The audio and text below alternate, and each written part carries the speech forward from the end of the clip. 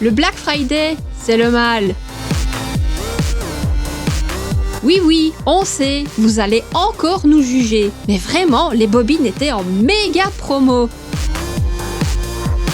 Et puis arrivent les soldes d'hiver. Ça aussi, c'est le mal. Bon, promis, ça c'est la dernière pile.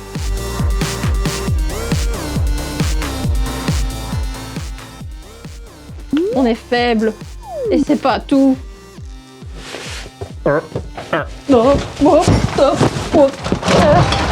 Ah, peut-être que 2-3 trucs sont tombés. On a acheté une nouvelle machine. Là-dedans, c'est la Kiddy plus 4. Suivez-nous pendant le déballage, hein. Oh oui.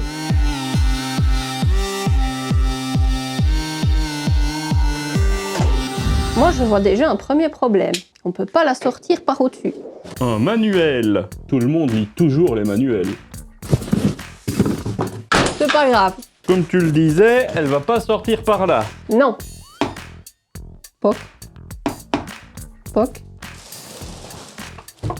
Il y a encore plein de trucs là-dedans. Câble d'alim, je dirais un support à bobine, Ça, c'est bien. quelques petits outils et une spatule. Et puis un petit rouleau de filament cadeau. Apparemment, ça y a pas. Oh. Tant Triste. pis. Après, peut-être qu'on a un peu de stock. Qu'est-ce que c'est? Et là, il y a une clé USB. Après, perso, les clés USB livrées avec les appareils chinois.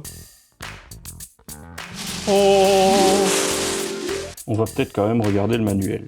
Manuel, t'es où? Ne pas placer de matériaux explosifs près de la machine. Ça me serait pas venu à l'idée. Moi non plus. Prendre la poignée de la boîte d'accessoires. Les boîtes d'accessoires, c'est toi qui les as mis là. C'est pas vrai. Si, si. Non. Si. Bah non. Si. Non, je te dis que non. Je suis sûr que c'est toi qui les as mis là. Non. La poignée. On a pris nos clés Allen, mais si jamais il y en a qui sont fournis avec et qui ont l'air franchement de qualité ok. Tournevis avec un petit manche caoutchouc. Et tant qu'on y est, la petite spatule, brancher câble. Passer câble dans le machin et clique au truc, le truc à sa place. La suite se fait à l'écran, apparemment. Eh bien, mettons son câble.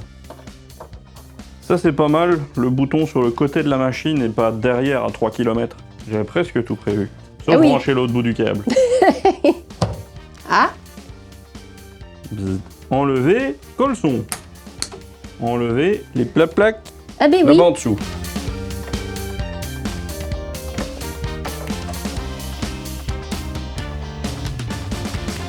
Je vais bouger, qu'elle a dit. J'aurais pas enlevé le papier de ça. Faut rien laisser dessus. Initialisation de la plateforme et du nez. Oui, mais moi j'ai pas enlevé le carton. Il fallait enlever le carton avant l'initialisation. Au secours. C'est pas leur faute, c'était mis sur la photo. Bon, bah ça monte.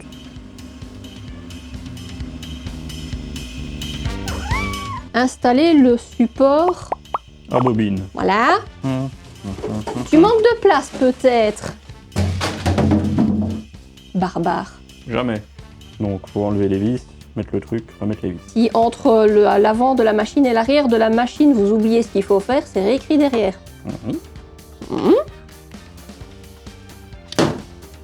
C'est pas moi. Allez, C'est pas moi. c'est tout mis. Voilà. Mettre le filament à sa place. Il va passer dans le tube PTFE, tu vas le voir passer. Je le vois passer. Allons-y. Encoder la température du filament. Ça sent le chaud. Next. Et continuer à pousser un peu. Le tuto est fini. Ouais, mais sauf que... Elle a pas mangé. Elle n'a pas mangé le fil. Elle a pas mangé. Load. Confirmer que le filament est dans le nez. Elle fait des mouvements qu'elle n'a pas fait pendant le tuto. Ah, elle commence à en prendre. Ça tire. Oui. Elle est en train de faire sortir du filament dans son bac à caca. Fini. Ça fait peur. Le caca est parti. Et du coup, on n'a pas encore de bac à caca, donc c'est parti derrière. Caca. Voilà. Ça, c'était la première mise en route effectuée avec succès. Au départ, on voulait vous faire un tuto complet sur toute la mise en route. Il suffit juste de suivre le guide papier et aussi les instructions à l'écran. Le seul truc qui manquait, c'était de retirer les collants du filtre à charbon actif et de le retirer de son sac plastique. Du coup, c'est bien beau, la machine, elle est prête. Prêtre. Mais... La machine est prête, mais pourquoi on a choisi celle-là finalement? D'abord, la vitesse d'impression qui va jusqu'à 600 mm par seconde. Ça imprime vraiment vite. Mais attention, si votre ancienne machine avait un maximum de 100 mm seconde, ne vous attendez quand même pas à diviser par 6 votre temps d'impression. Sur les petites parties d'extrusion, on sait jamais atteindre la vitesse max. Et puis ça dépend aussi du type de filament que vous allez utiliser. En parlant de type de filament, elle peut en accepter un sacré paquet en fait. La haute end monte jusqu'à 370 degrés et le lit à 120 degrés. Ça veut dire qu'elle est prête pour des filaments techniques haute température comme du PET fibre carbone, du nylon, du PPS carbone et plein d'autres choses. Et en parlant de carbone, elle est livrée de base avec une buse et un extrudeur renforcé. C'est assez rare et donc ça veut dire que d'origine, vous pouvez imprimer des filaments abrasifs. Et en plus de ça, la chambre est chauffée jusqu'à 65 degrés. Idéal pour certains matériaux comme l'ABS par exemple. Et le polycarbonate. Ouais, et ça, on va voir, hein, parce que vu la galère que c'était sur la Prusa, je suis pas sûr que ça va passer comme ça, hein. Bah si, finalement, ça va tout seul. On a pris un profil ABS, on a juste changé la température, et paf, le Calicat le plus solide de l'histoire. Oh, et un gros point important, ça se voit, la taille.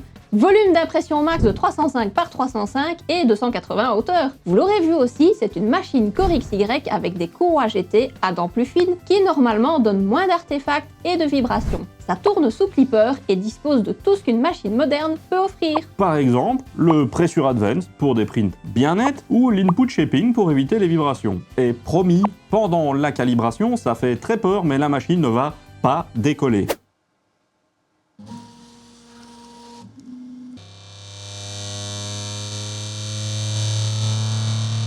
Oui, j'espère qu'elle va vraiment pas décoller. Ça fait peur un peu.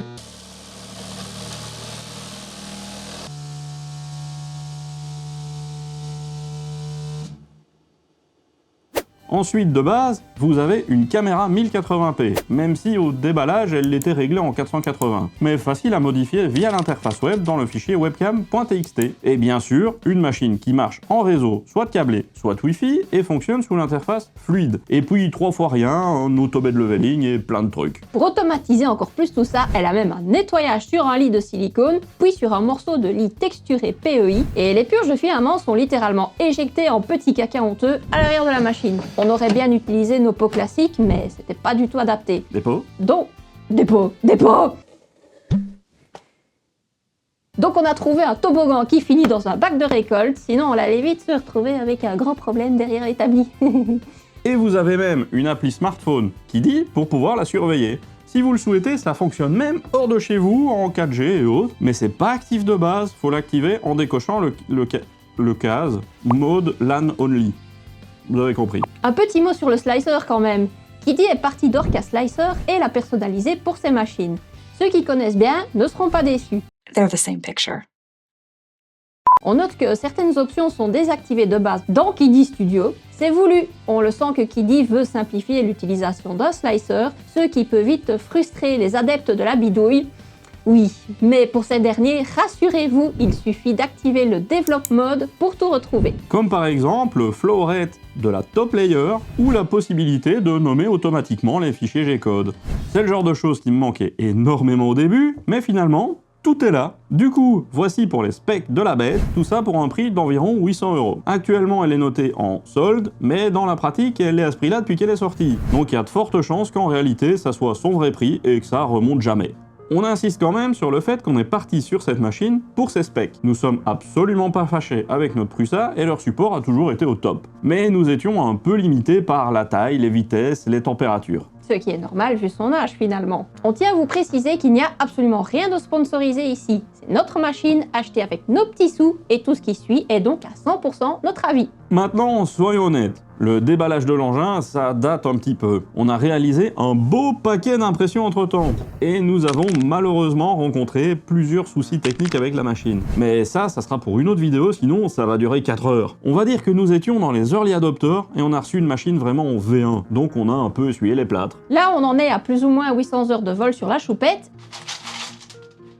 Et après avoir passé pas mal de temps avec le support, on peut enfin vous annoncer qu'elle en a fini avec ses maladies de sortie d'usine. Si vous envisagez de l'acheter maintenant, vous ne devriez normalement pas passer par ces moments pénibles grâce aux mises à jour qu'elle a reçues, que ce soit du côté firmware ou même côté hardware. Où elle est par exemple livrée avec une toute nouvelle hotend céramique qui règle les problèmes de bouchage avec le PLA et le PETG. On fera une autre vidéo pour résumer tous les petits soucis qu'on a rencontrés et les solutions à apporter. Ça pourrait vraiment aider du monde. On voulait quand même souligner que le support chez Kiddy a été vraiment top. Nos interlocuteurs ont pris le temps de nous expliquer tout ce qu'il fallait tester, on a reçu des pièces de rechange sans qu'ils posent trop de questions et des explications en vidéo pour pouvoir tout remplacer facilement. On sent vraiment qu'on n'est pas livré à nous-mêmes avec la machine et ça, c'est pas le cas dans toutes les marques. On voulait aussi souhaiter officiellement la bienvenue à nos 2 nouvelles patounes qui ont rejoint l'aventure, Johan Coronado et Slays63. Ça nous fait vraiment super plaisir. On vous dit un énorme merci pour votre soutien à la chaîne. Et si ça vous branche, n'hésitez pas à faire comme eux et à devenir membre si l'envie vous en dit. Sinon, déjà, un petit pouce en l'air, un abonnement ou un commentaire,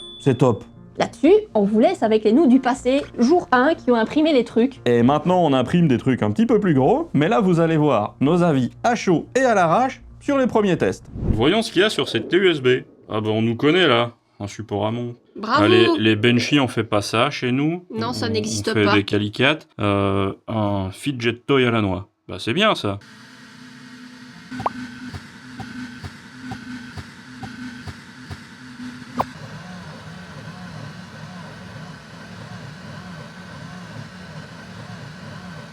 Naturel. Mon Dieu. Ok. Qu'est-ce qui se passe? Elle a mis le turbo. Oh, Non, la caméra, elle est en train de... ah bah on va la laisser faire, on va bouffer, on se retrouve après hein. Honnêtement, la qualité est vraiment pas mal, mais ce qu'on aurait à redire, c'est au niveau de la couture. Et la couche du haut, elle est pas top quali, mais on pense que ça viendrait du slicing de la pièce, Voilà. qui est directement de la machine. Et dans le genre, on a une autre pièce qui était dans la mémoire interne pour agrandir le support à bobine pour mettre des bobines qui ont des plus gros trous. Et là, franchement, c'est vraiment un beau résultat d'impression. On voit un peu la couture aussi, et encore une fois, on pourrait l'améliorer en la découpant nous-mêmes. Mais on aime toujours mieux tester les machines avec ce qu'elles ont dans le cerveau. Notre traditionnel Calicat, honnêtement, on n'a Nickel. pas grand chose à redire. Nickel. Et celui-ci a été slicé par nos soins. Et ensuite, on a testé du PETG pour faire un joli petit fantôme d'Halloween. Alors, en termes de qualité, pas grand chose à redire non plus. Un peu dommage par contre pour la transparente. Mais je pense que c'est peut-être un petit peu de ma faute, parce que ça on l'a découpé nous-mêmes, et j'ai pas pensé que comme c'était du transparent, il fallait pas aller trop vite en impression pour bien faire ressortir l'aspect un petit peu bonbon qu'on peut avoir avec ce genre de PETG. Alors, notre avis sur l'engin, vous l'aurez compris, maintenant que les boulons sont resserrés dans les coins, la machine, elle est top. Et la qualité d'impression est vraiment superbe. Regardez un peu ce machin-là. Et ici, regardez cet effet bois. On s'y tromperait. Nous avons aussi fait un test de calibration où on peut voir de super overhangs. Et vu que ça marchait bien, on a même imprimé un torture test. C'est un petit moteur qui s'anime, et pendant l'impression, toute la bielle et le piston tiennent sur un simple bridge. Impressionnant. Et en plus, pour un prix très compétitif au vu des capacités de la machine quand on la compare avec d'autres marques. Ah, et elle est prête à accueillir un futur système de changement de matériaux, s'il vous plaît. Heureusement qu'elle est bien équipée finalement, parce qu'on a pas mal de projets pour cette petite bébête. Mais bon, on va pas vous dévoiler la moitié de nos vidéos de l'année dédiées à des impressions 3D. Mais on peut vous souffler un petit secret. Le mélange de types de filaments dans une seule et même impression, et ça avant même d'avoir le système automagique. Ouais, ou on peut juste leur dire qu'on doit réparer des pieds de fauteuil et qu'il nous faut un revêtement style caoutchouc pour empêcher que ça glisse. Oui, mais ça vend quand même beaucoup moins du rêve, hein, comme ça. Oh, mais on vend de l'honnêteté ici, monsieur. Encore merci pour votre soutien à tous, et en particulier à nos super membres. Et sur ce, on vous dit À la à la prochaine. Il paraît que vous aimez ça.